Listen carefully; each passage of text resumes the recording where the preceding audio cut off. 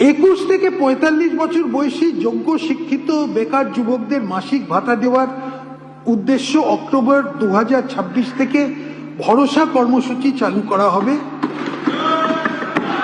এই স্কিমে গ্র্যাজুয়েট বেকারদের জন্য 3000 টাকা, অন্যদের মাসে 2000 টাকা ভাতা দেওয়া হবে।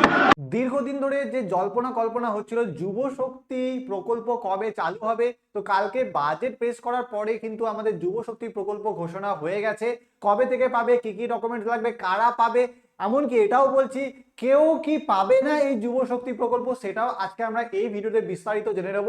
প্রথম কথা হচ্ছে, কালকে যে বাজেট পেশ করা হয়েছে সেখানে বিভিন্ন বিষয়ে বিভিন্ন কিছু ঘোষণা করা হয়েছে, বিভিন্ন প্রকল্পের ঘোষণা করা হয়েছে। তার সাথে সাথে আমাদের যুব শক্তি বা এটাকে ভরসা স্কিম বা ভরসা প্রকল্প হিসেবেও বলা হচ্ছে।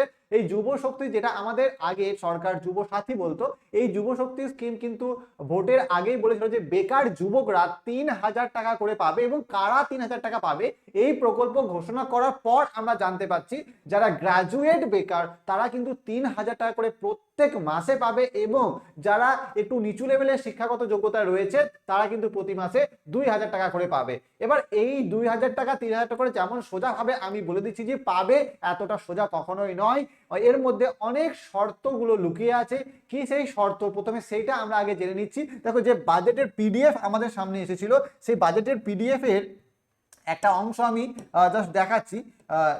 23 নম্বর পাতাতে, এই পিডিএফটা যদি ওপেন করবে, 23 নম্বর পাতাতে লেখা আছে 21 থেকে 45 বছর বয়সী যোগ্য শিক্ষিত বেকার যুবকদের মাসিক ভাতা দেওয়ার উদ্দেশ্যে অক্টোবর মাসের 2026 মানে 1 অক্টোবর থেকে এই আবেদন বা এই প্রকল্প শুরু হয়ে যাবে, বা অক্টোবর মাস থেকে টাকা ঢোকা শুরু হয়ে যাবে।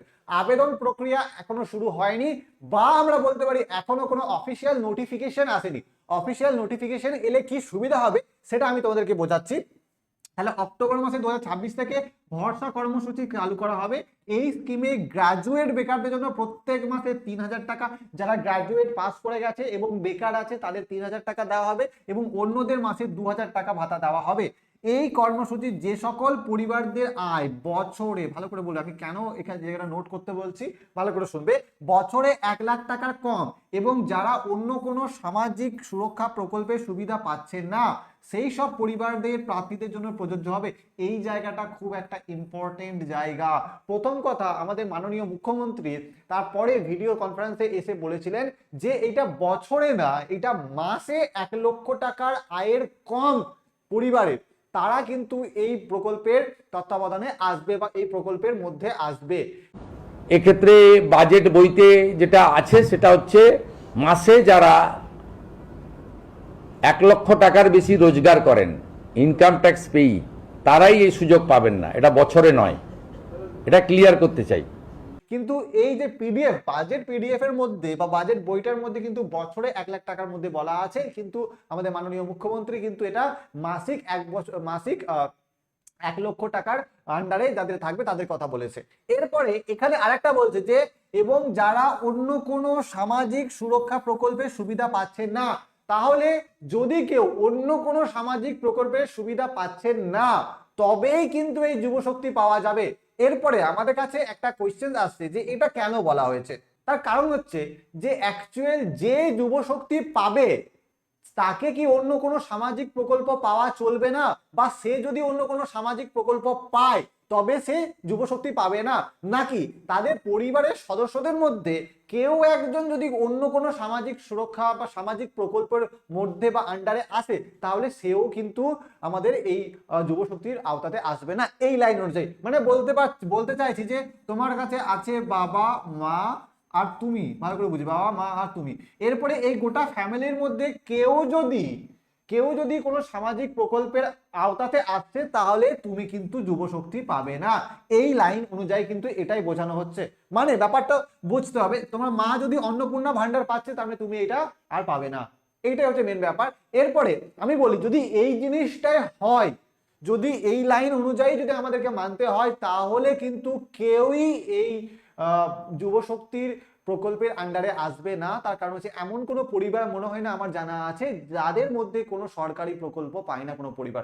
প্রত্যেকটা পরিবার কোনো না কোনো সামাজিক প্রকল্পের আওতাতে আছে। এবং হ্যাঁ, এটা বলা যেতে পারে যে যে যুব শক্তির জন্য অ্যাপ্লাই করবে তার নামে যদি কোনো অন্য কোনো সামাজিক প্রকল্প আওতাতে আসছে তখন হয়তো তিনি বাদ যাবেন, কিন্তু পরিবারে কেউ যদি সামাজিক প্রকল্পের আন্ডারে আসছে তাকে বাদ দেওয়া একদমই উচিত নয়। অবশ্যই এই জন্য আমি বললাম যে অফিসিয়াল নোটিফিকেশন না আসা অবধি, মানে জাস্ট ঘোষণা হয়েছে, এরপর একটা বিস্তারিত ক্যাটাগরি ওয়াইজ সমস্ত কিছু ডকুমেন্টস কি কি লাগবে, কি কি যোগ্যতা হতে হবে, কি কি কোয়ালিফিকেশন বা কি কি আরো সব ক্রাইটেরিয়া গুলো থাকবে সেগুলো কিন্তু প্রকাশিত হবে। তখন আমরা আরো ভালো করে জানতে পারবো যে কি কি নিয়ম আমাদেরকে এখানে মেনে চলতে হবে। আপাতত দেখো পিডিএফ অনুযায়ী যে বাজেট ঘোষণা হয়েছে সেই বাজেটের পিডিএফ অনুযায়ী আমরা বুঝতে পারছি যে যদি কোনো পরিবারের সদস্য সামাজিক প্রকল্পের আওতাতে আসছে তাহলে কিন্তু সেই পরিবারের কোনো সদস্যই যুব শক্তি পাবে না। আপাতত এই লাইন অনুযায়ী বলা হচ্ছে, কিন্তু আমার দৃঢ় বিশ্বাস এইটা কিন্তু হবে না। তার কারণ এটা যদি হয় তাহলে কেউই এই যুব শক্তি প্রকল্পের আন্ডারে আসবে না। ঠিক আছে, তো আজকের ইনফরমেশন এইটুকুই ছিল। তবু আরেকটা জিনিস বলে রাখবো, নিজেদের ব্যাংক অ্যাকাউন্টের সাথে ডিবিটি লিঙ্কটা একটু করিয়ে রাখবে, তার কারণ ডিবিটির মাধ্যমে টাকা ক্রেডিট করা হবে। আর যখনই আবেদন শুরু হবে বা কোনো অফিসিয়াল নোটিফিকেশন আসবে সব থেকে আগে আমরা তোমাদের জানাবো। তো অবশ্যই এই ভিডিওটাকে লাইক করে চ্যানেলটাকে সাবস্ক্রাইব করে পাশে থাকা বেল নোটিফিকেশন আইকন অল নোটিফিকেশনে সেট করে নেবে।